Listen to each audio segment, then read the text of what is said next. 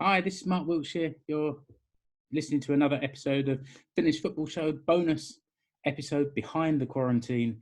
This episode, we're behind the quarantine with a football agent. So we're trying to work our way through all the different jobs within Finnish football. And I'm really happy today to be joined by Chris Cleaver. Hi, Chris.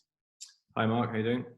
Yeah, I'm good. Thank you. We had a little chat beforehand. I'm very pleased to see you bobbing your head to the theme music there. Thank you very much. Bit of appreciation for what we're doing here. I'm going to get, for those that don't recognise Chris's name, I'm going to talk a little bit about his connection to Finnish football, what he's doing since he stopped playing, and how things have been affected by what's going on with the coronavirus right now, and how certain leagues have started in Germany or looking to restart in the case of the UK and Finland as well. So thanks again, Chris.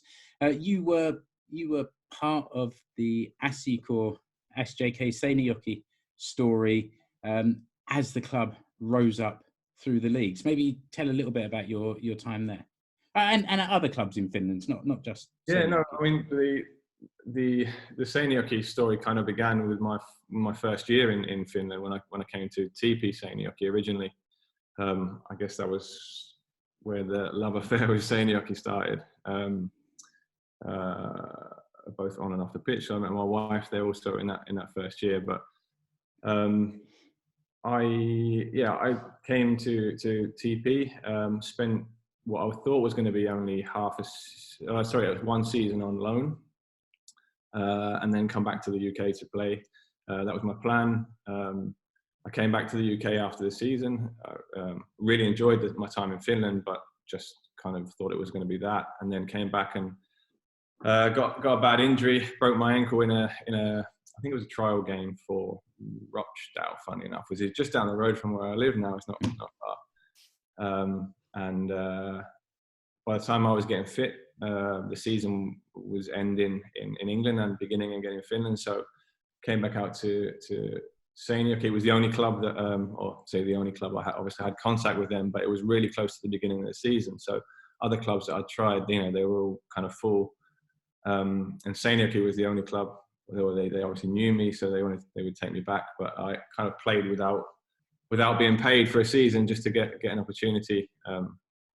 Again, to get my foot back in the door, and my career basically went on from there. Moving around Finland, I was a year in Sweden as well. Had some great years in Vanta with Alliansi, in Turku with TPS, in Pietarsaari with Jaro, and then decided towards the end of my career to come back to Seinäjoki, to SJK. That was when they were in the second division, and the rest is history, should I say, and the club's gone on from there. It's kind of around the time that I became connected to SJK. I mean, we moved here. I moved here as a family now 12 years ago, so that's 2008. But in the beginning, the first few years, I was in and out of the country. I came to 1 or 2 games a season. I didn't really realise it was a second division club. So, I didn't realise the history. I didn't realise the merger. I didn't realise the club was quite so brand new when I first started coming. But after a few years, I was then based here in Seinäjoki and, started to go more regularly. And that's the time where the club really started to go up. And you were part of that team that got promotion from second to first, and then the first up into the Veikkausliiga. Yeah, it was. To be honest, you say that you didn't realise the whole, how would I say, plan or the history behind everything. And when I came back, I didn't. Of course, I'd spoken to the owners, and they kind of sold the project to me, should I say?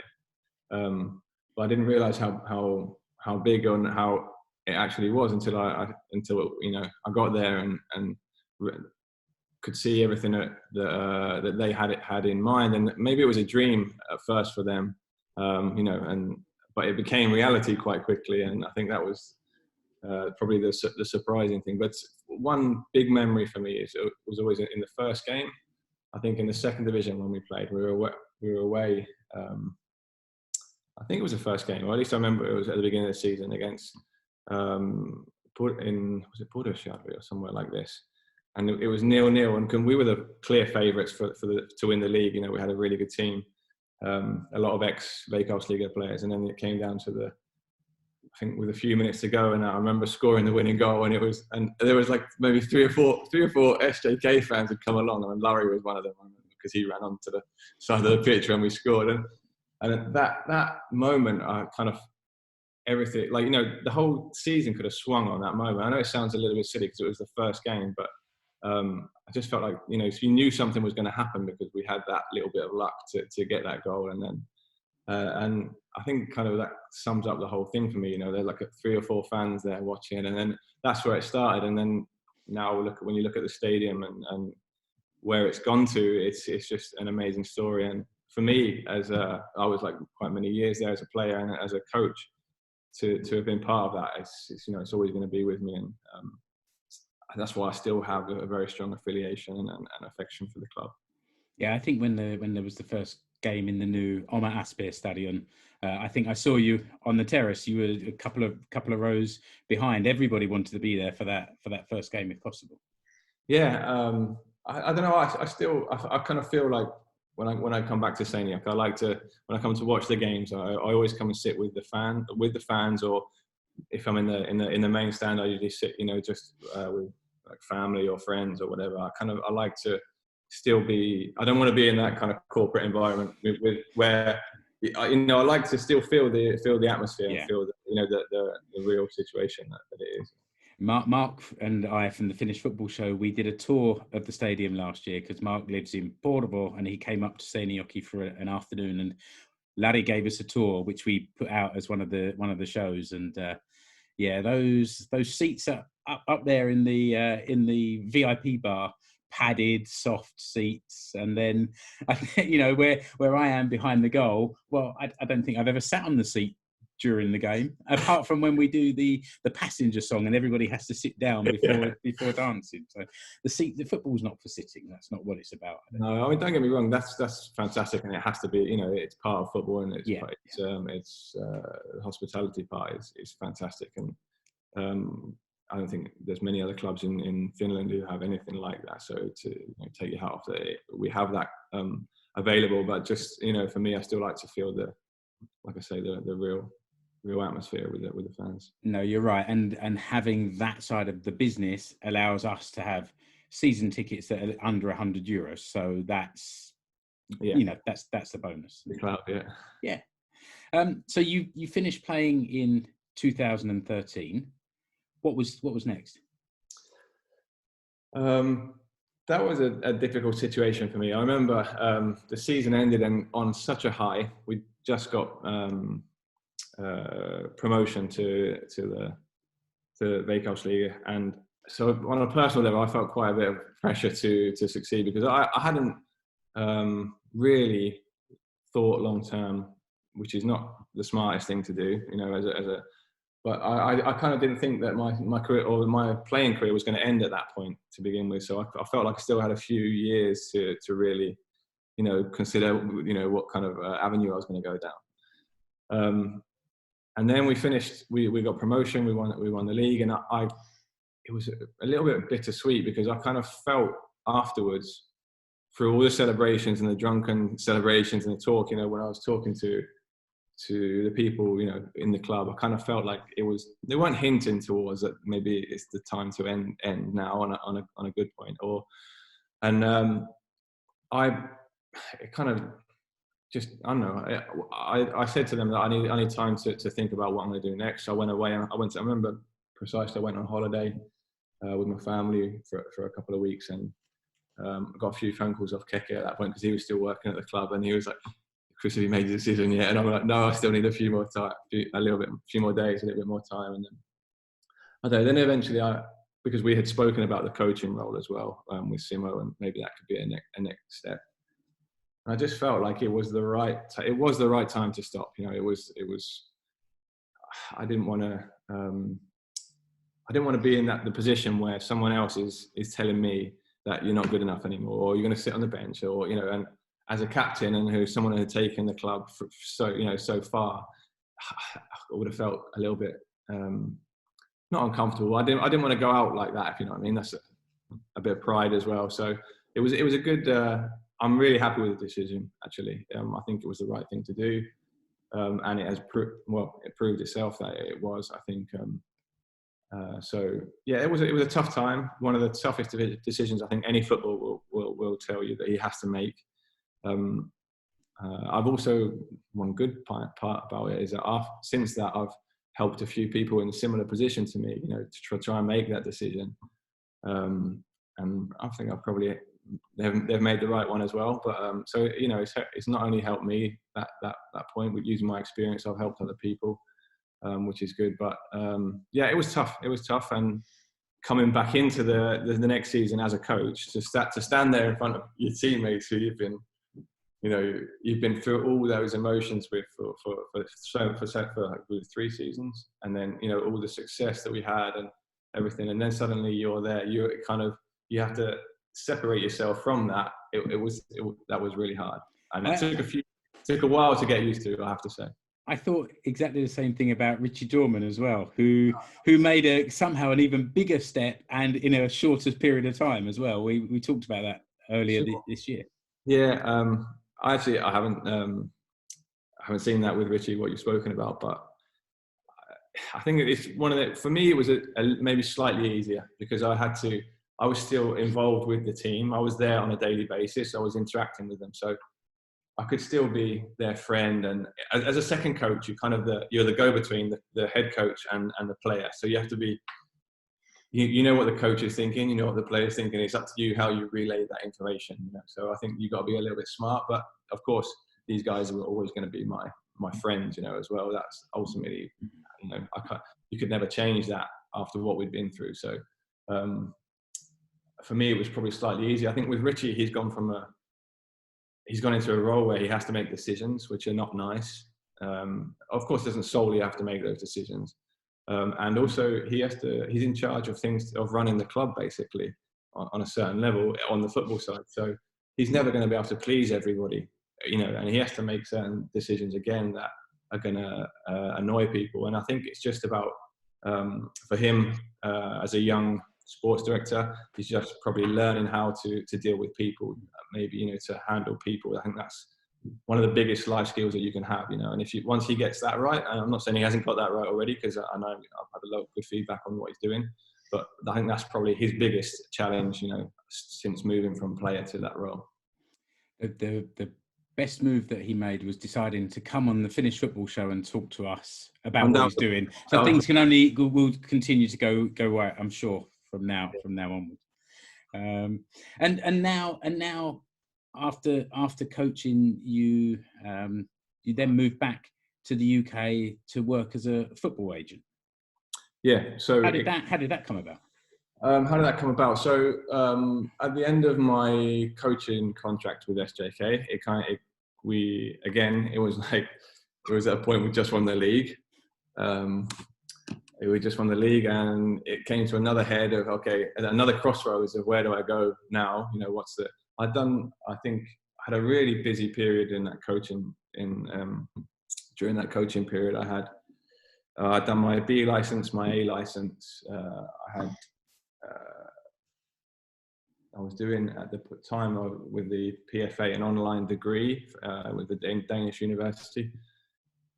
I had my kids to look after, and also coaching, as any coach will tell you, it's 24/7, 7 days a week. Yeah, 24/7. Sorry. Yeah. And I didn't have much time on my hands to really cut. So in the end, I had to, I put the degree to one side. I just couldn't physically do it with everything else. And it came to a head really. We like I say, we just won the league, and I had to think about what I was going to do next. And I think obviously you remember Cedric Gogoa. Yeah.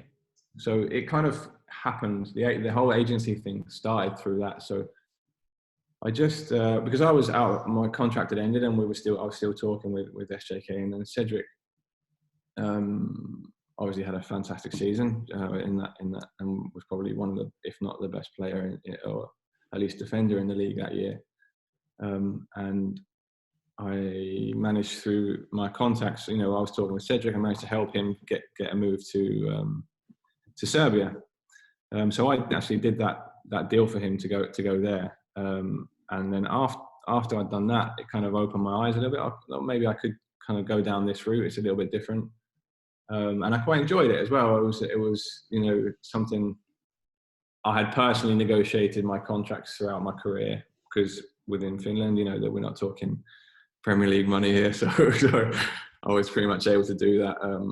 And then I, from my time in England as well, I had quite a few contacts, or from my playing days, who were my age, who had now gone into roles within clubs within England and around Europe. Throughout the course of my career, foreign players that I'd met who had got older. So I kind of thought that this could be a new challenge for me, and I kind of just fell into it after Cedric's move. Things just kind of snowballed from there, and I mean, it's been a big eye opener, I have to say. So I don't realise how wet behind the ears I was when I started. But what have you learned? Those kind of things shouldn't be talked about. Right, okay, fair enough. No, that's good. Probably right. Probably for the no. What have I learned? It's just look. This is just there is so much money involved in the high levels of football. So probably the biggest thing I've learned is that people have no morals in this business. So it's like they will do anything to go ahead, and it's okay. Like, people are like that. For me, I'm of course I'm doing it for a career, and I have to put food on the table, but I think there's certain ways you can go about things and certain ways you can handle things and do things. And my role, or the way I see a role of an agent at the end of the day, is to represent the player and to get the best for the player. So if you do the right job for him, I feel like then the benefits will, come around and you'll reap the rewards as well. So I think, and also for repeat business, if you're doing a good job for a player, then you should get more off the back of that, rather than just trying to, optimize or maximize the return off of one deal. I couldn't agree more. I've got my own company here as well, and you do it to make money, to feed your family, to have a lifestyle, whatever. I'm so far from wealthy, and yet I believe you can, like you say, you can do it the right way, and you can make money. And if you do that, one day you'll sit back and think, okay, I had a good life and I did things the right way. And I think that's good to hear. How many players are you representing now? To be honest, an exact number, I'm not entirely sure, but around 10. Yeah, take a few. Yeah. So it's not. I mean, I'm an independent agent, so I'm not working. I'm not within a company. It's my own business. So I think what I was going to add there earlier was that I think you have to kind of also understand your need, where you are in the agent world, the hierarchy of the agent world, and in any business really. I think there's the big companies who can kind of monopolize things, and then you have to realize where you were. It's taken me, as I say, I've been doing this like 3.5 years now, and I've probably worked out where I am and where my value is and where I can offer the most value to the players. So, yeah. And you said before about like when you stop playing, you've been able to sort of speak to others about when it's maybe the right time for them to finish. And you also said about the not having the long-term thinking for yourself. So I guess those are two things that you bring to this as part of what you offer your players as well. Yeah, for sure. I kind of, you should see, I know they say you should never regret things throughout your, what you do in your life or throughout your career.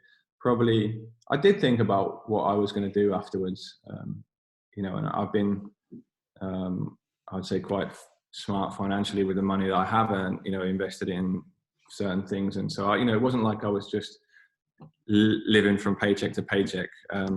I did have a plan for the future, but wasn't really sure where I wanted to go or what I wanted to do. You know, I knew it was going to be football, that's for sure, because I've been doing that since I can remember. So I knew it was going to be in football, but you know, doing what exactly?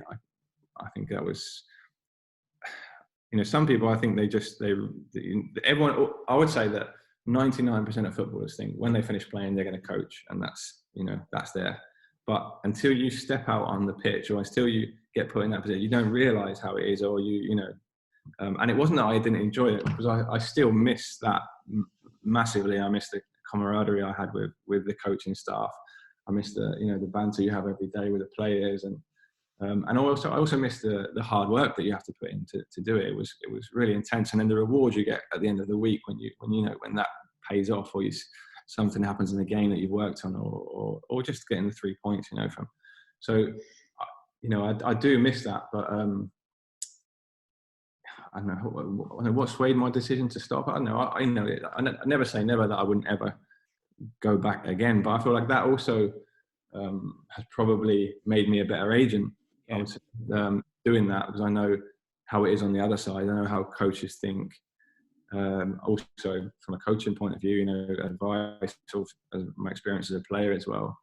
So that, you know, it all adds more to what you can offer, I guess. And have you got players at sort of different levels of football in the UK? Yes. Probably my main goal when I started to do this was to work with younger players, to Scandinavian players, ultimately, and then bring them, well, wherever, to England, to Europe, and that still is my plan. I think I quickly learned that doing that, you have to have a little bit of financial backing, because you know, it's okay saying, you know, I'll work with them, and then eventually, well, what happens if that eventually never happens? Because the percentage of players that actually get to a point where, you know, you can make money is very small. And also, as an agent, you can't receive money from a club until the player turns 18. So if I'm going to take a 14, 15-year-old player in Finland, I have to invest time, money, for like 3 or 4 years before I'm going to get any rewards in that. So I kind of then obviously not through. The reason that I went with younger players as well is because I felt like I had more of a chance to develop them into something using my own experience. And also the older players, most of them have agents, you know, especially here in the UK, and it's obviously a different level, but yeah, to actually get to a player, to get a player is very, very difficult. So I guess the best thing that happened to me was when I went. I think I've told this story to a few people, but I went to meet Gert and Miku in Estonia. They had a national team game, so I went to watch. This is Gert Kams and Miku Axel. Miku, sort of SJK players, ex-teammates, and more than anything, like very good friends of mine. We actually became very close, and even to this day, we still. In fact, I spoke to Gerd yesterday, so I went to see them in the hotel, and they were sat there, and Ragnar Klavan was sat with them, and we just got talking, and then became friends, and then became friends. We, you know, started to exchange a few messages, etc., and then it kind of went on from there. And then I ended up representing him. So I took him from that was my biggest probably move. I took him from Augsburg to Liverpool, and then now Liverpool to Serie A. So I kind of got lucky with that one. Thanks, Miguel. Thanks, Gert. And I was asking about having players at different levels of the football pyramid over there, because I'm wondering, obviously football is on pause at the moment, and the different leagues are coming up with different plans, and I just wondered how you found that as something to manage with your players. Well, I've been fairly lucky. Most of the players, like I say, are Scandinavian that I work with, so they've and I've been lucky enough that they've been in good clubs as well that haven't just kind of put them on holiday. They've continued to pay them. Okay, they might have had to forfeit a certain percent, which I kind of fully backed as well, to say them to do it, because I think that's a fair. They have to try and support the club as well in a difficult time. And then there's so many kind of, I guess, what ifs, because it was so uncertain about when the season will start. Because say for instance they agree to forfeit, I don't know, 2 or 3 months. Well, what happens if the season starts again and then the club starts getting the TV money again, and then it kind of, they're not on holiday and they're playing during their holiday. All these things have a kind of a knock-on effect, which is why this is such a difficult situation and causes so much uncertainty. So, I think that the reason why the big leagues are restarting and are playing, I don't think they would on it. I don't think they like I know the other leagues probably won't. It's just purely for the financial situation that it has so much impact on everything, and so many repercussions on everything, that I think that they have to get the season finished. Whereas in the lower leagues, like here, I think League One and League Two last week agreed to.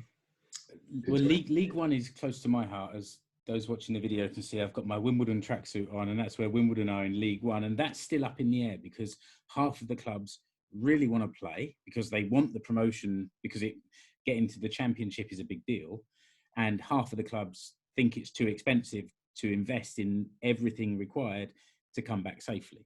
League Two has ended, and then the Championship and the Premier League are trying to play out the remainder of the season. I'll be surprised if the Championship continues, to be fair, and League One. I think I personally believe that it will only be the Premier League, because I think the costs of, I think I read somewhere, the costs of the testing only, this is without everything else that goes, but testing only is around 2 million for the Premier League to finish the season, just the testing. So you can imagine, as you go down to League One, for instance, like, how are the clubs going to be able to afford this kind of, and to guarantee the safety of all the players, which is.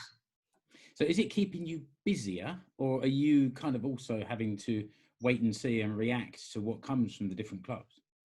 I don't know. For me, it's been a really weird period. I have to say, I've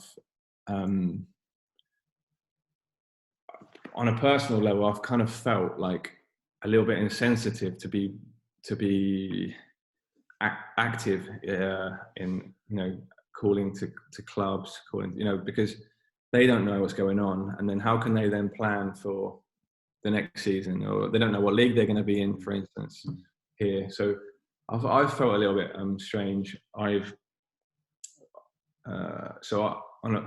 Me being like active and reaching out, I haven't been doing that much, but it's been weird because I found that more clubs have been contacting me during this period than normal. And I don't know, is that because they have time, like the scouts, for instance, or whoever, they have time to scout or to